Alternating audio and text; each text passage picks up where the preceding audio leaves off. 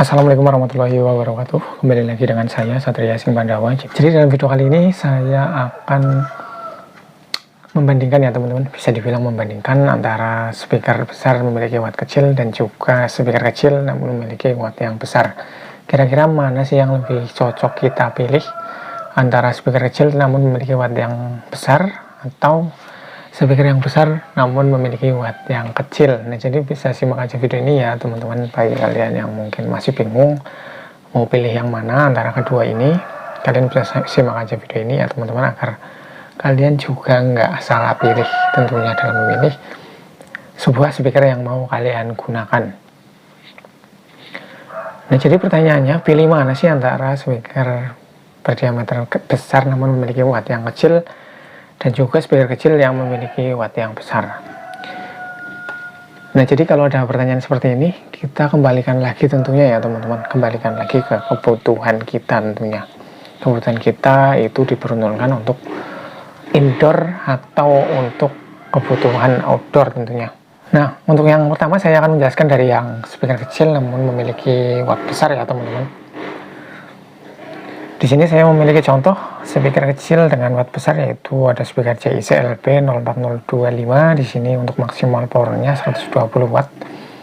Jadi untuk speaker ini ukurannya 4 inch, namun powernya ini lumayan besar ya teman-teman. Bisa dibilang besar kalau untuk sekelas ukuran 4 inch, yaitu sampai 120 watt.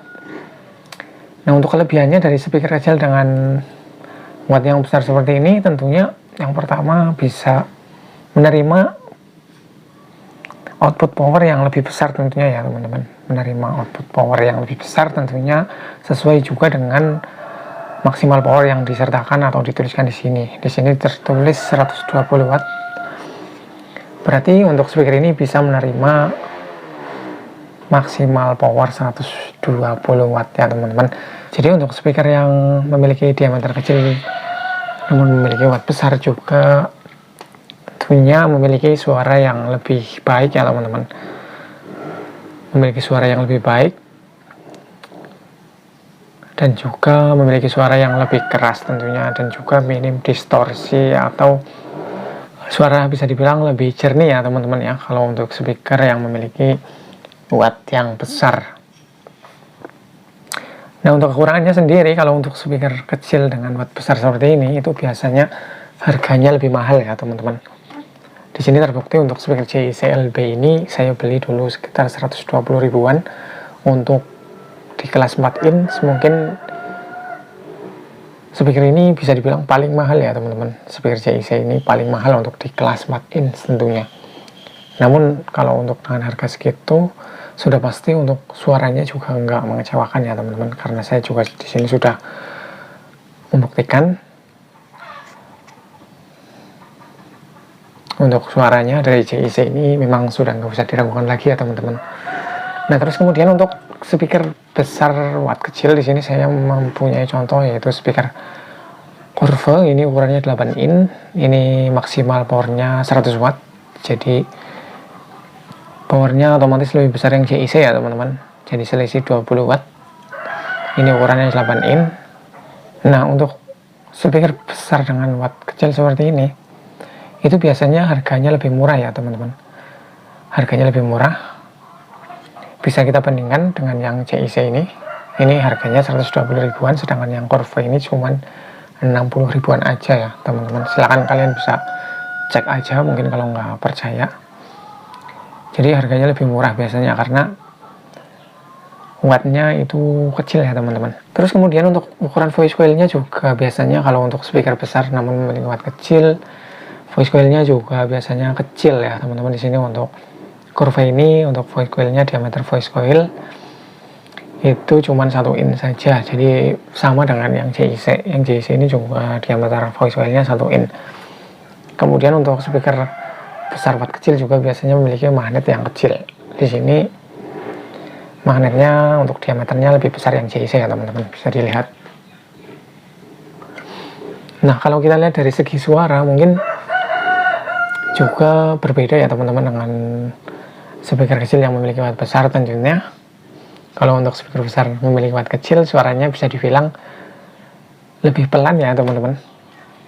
bisa dibilang lebih pelan, ataupun juga suara yang dihasilkan kurang jernih, dan juga mungkin banyak distorsi atau ada distorsi ya teman-teman di situ ya, karena memang wattnya juga kecil ya teman-teman. Nah, jadi pertanyaannya, pilih mana sih antara speaker kecil namun memiliki watt besar dan juga speaker besar memiliki watt kecil? Nah, di sini kembali lagi ke kebutuhan kita tentunya ya teman-teman. Kalau kita mau menggunakan speaker kecil dengan watt besar, kita juga harus kembali lagi ke kebutuhan kita ya teman-teman. Misalkan di sini untuk speaker kecil watt besar ini diperuntukkan untuk middleland. Walaupun ini wattnya besar, namun kita nggak bisa menggunakan untuk low ataupun juga sub ya teman-teman, karena untuk diameternya kecil itu nggak bisa merespon atau nggak terlalu bisa merespon di frekuensi yang rendah. Kalau kita mau gunakan untuk middleland sih oke-oke saja ya teman-teman. Kemudian untuk speaker kecil watt besar kita juga bisa gunakan untuk indoor tentunya, untuk di dalam ruangan. Itu sudah cocok dan juga sudah bagus tentunya ya teman-teman. Nah, terus kemudian kalau kalian yang mau menggunakan speaker dengan kebutuhan outdoor, kalian bisa pilih speaker dengan diameter yang besar ya teman-teman. Speaker diameter yang besar, terutama kalau kalian mau menggunakannya untuk sub ataupun juga low, kalian juga penting untuk memilih speaker dengan diameter yang besar tentunya ya teman-teman. Walaupun untuk wattnya juga nggak terlalu besar.